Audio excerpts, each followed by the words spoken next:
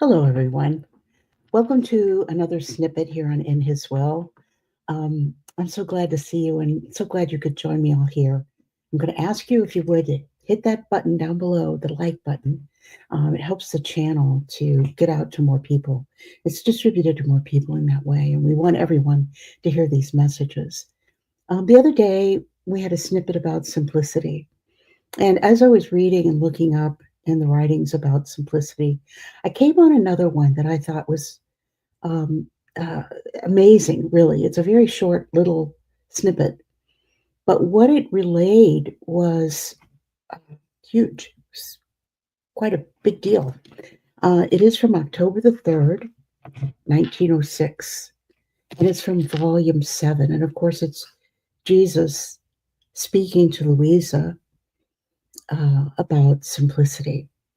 And so she begins, as I was in my usual state, blessed Jesus came for just a little and told me, my daughter, simplicity fills the soul with grace to the point of diffusing outside. So if one wanted to constrain grace within her, this could not be done.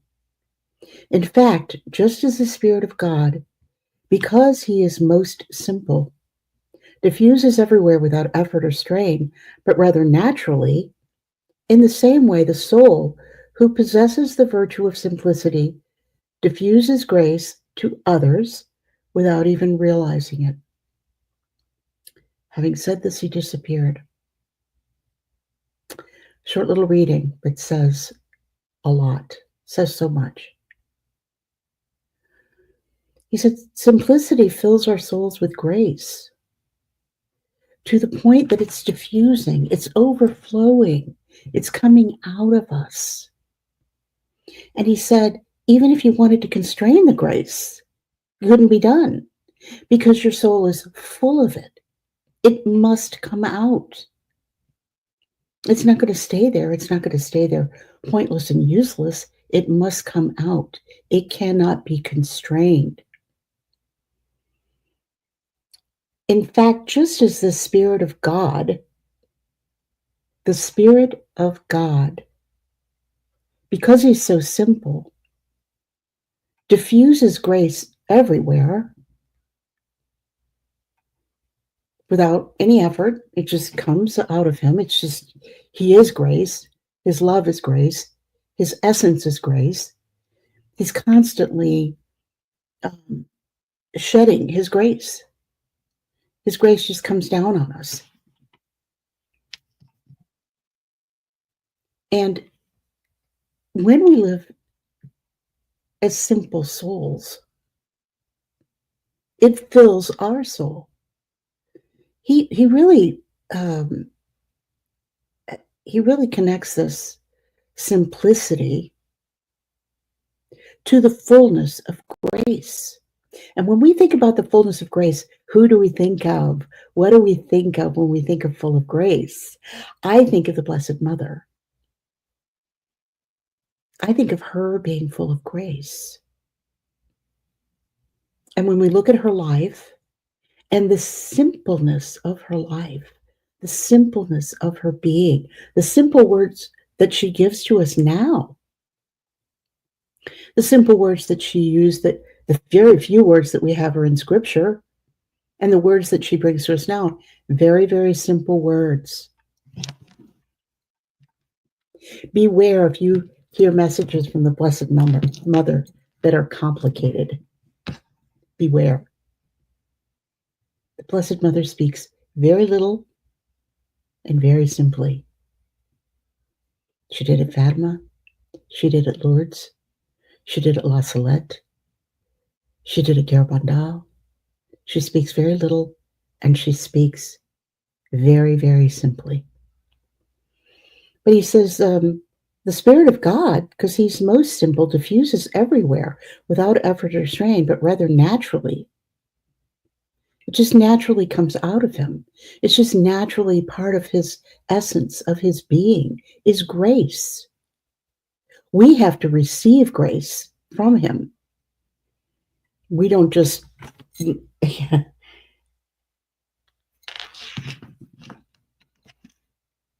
But it's the simplicity that garnishes this grace, that harvests this grace from God. You know, a lot of people, grace will come down and they don't utilize it. They don't even recognize it. They don't take advantage of it. You've known people that were absolutely graceless. You probably experience some of them every single day if you're out in the world. People have no grace. People have no evidence of virtue. People have no sign of anything uh, holy or higher abiding in them. This is one of the things that's wrong with the world. So we have no one called to a higher purpose, no one called to a higher way of thinking or living or being. But God, of course, is the highest way of being. He should be what we're all looking to for the ultimate. And who is our model? Well, our model is our Blessed Mother. She's our model because she is a human being just like the rest of us, as was Jesus. Not exactly like just the rest of us because he was divine as well, but he was human. Mary was special. She was full of grace. It was the only thing that she had in her soul. Her soul was full of grace from the very beginning. But Jesus is saying here, you're full of grace too. You're full of grace to the overflowing when you live in simplicity. And how do we live in simplicity? We live in simplicity by living in the divine will and sacrificing, abdicating our own will. Lay it down. Of course, you know, we're human. We have wants and desires. But God knows what they are. And if he needs to, he will bring them to you. And if he doesn't bring them to you, you don't need them. That's the way I try to look at it, you know.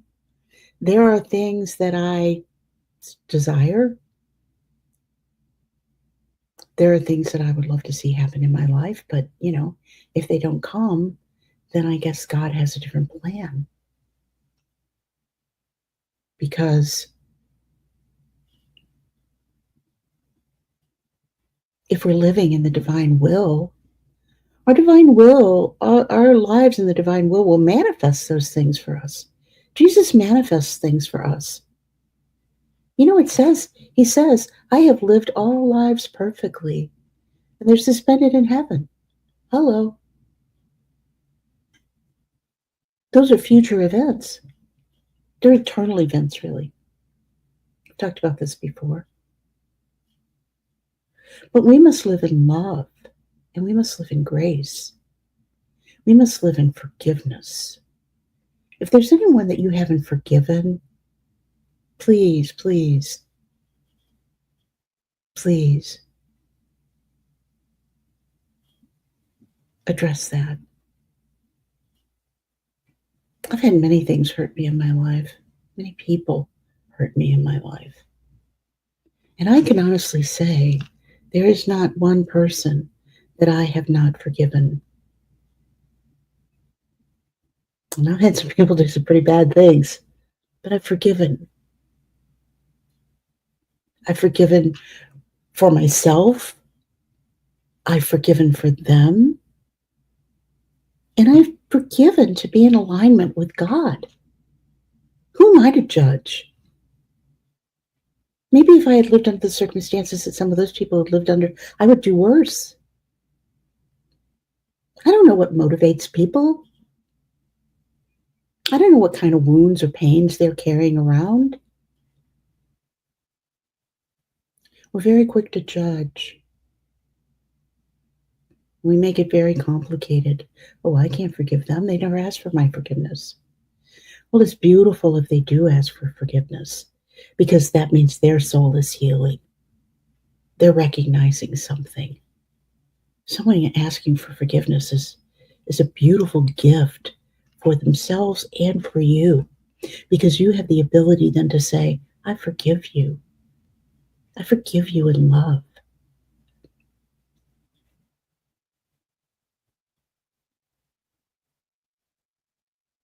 You can go on now. We can go on now and let it be in the past.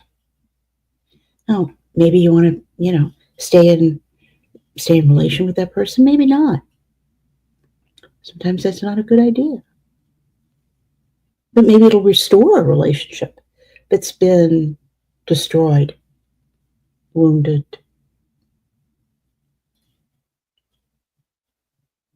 But this is a product of a simple soul. This is a product of a soul with grace, filled with grace. And he says, once this soul is filled with grace, you can't unfill it. You can't constrain that grace. You can't keep it in. You can't keep it from coming out. It has to come out. He says, in fact, just as the Spirit of God, because he is most simple, diffuses everywhere without effort or strain, but rather naturally, his grace just comes out of him. It's just because of his simple nature. It's who he is. In the same way, the soul who possesses the virtue of simplicity diffuses grace into others without even realizing it. If you have this gift, this virtue of simplicity, you grace other people's lives without even realizing it. I'm sure that you've met people who their spirit, their being, maybe you can't put your finger on it exactly, what it is. What is it that makes that person kind of different, special? You kind of feel good when you're in their presence, or you feel good after you've left their presence, having a conversation with them, being around them. Their presence, their very essence, does something good for you, gives a grace to you, a good feeling, good vibe, Do you ever say that, that person's got good vibes? Yeah, I like that. I like that person. I don't know what it is about them, but I just like them. There's something different about them. There's something special about them. It's grace. It's grace that emits from those who live in simplicity, because those who live in simplicity are close to the nature of God. And so, of course, they have to emit somewhat the same kind of characteristics. God is peace. He's love. He's kindness. He's gentleness.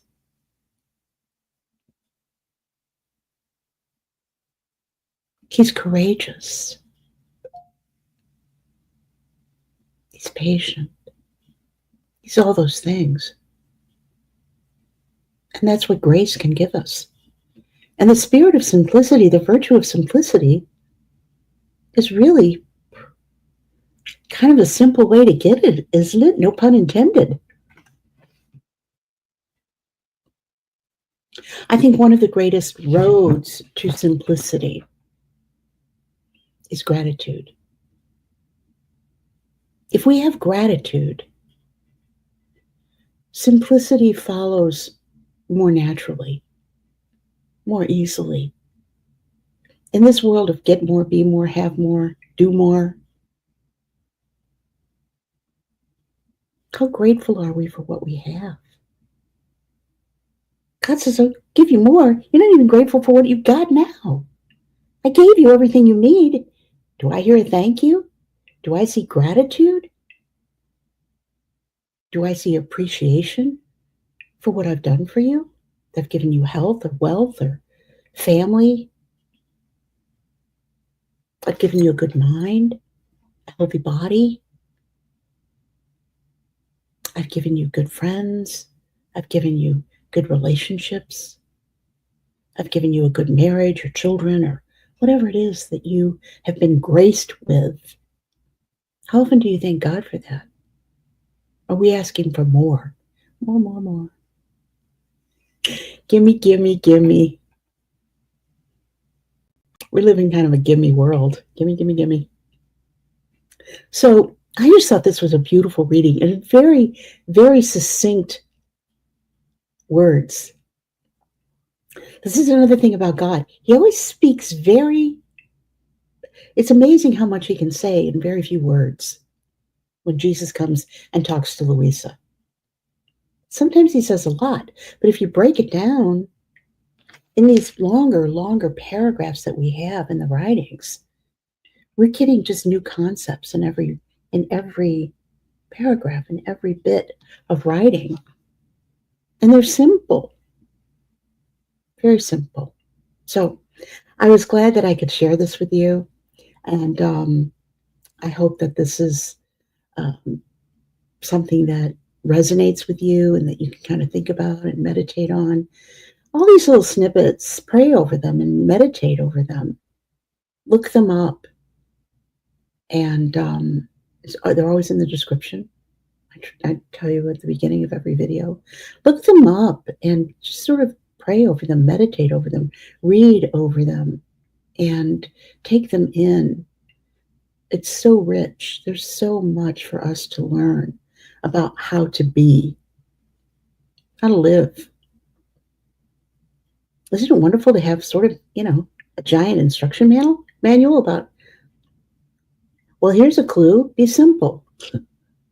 Be simple. You get all kinds of goodies from being simple. So, God bless you.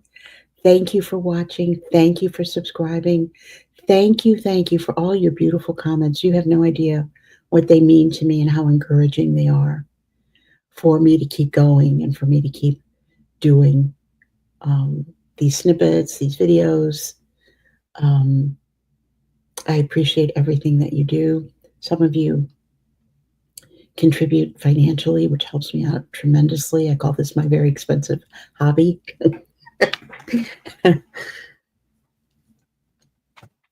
Because I don't make any money on it, I can tell you that. But I receive so much more. I receive so much more delight. I've met so many of you, and I hope to meet more of you. Be going to some conferences this fall, and I'll be talking more about that later on, but hopefully I can meet many of you because you're over there on the other side. I know you're there, and I see your comments, and I feel like kindred spirits, as Anne would say, Anne of Green Gables. So God bless you. God keep you. Live simply, and always remember to stay in His will. Bye-bye.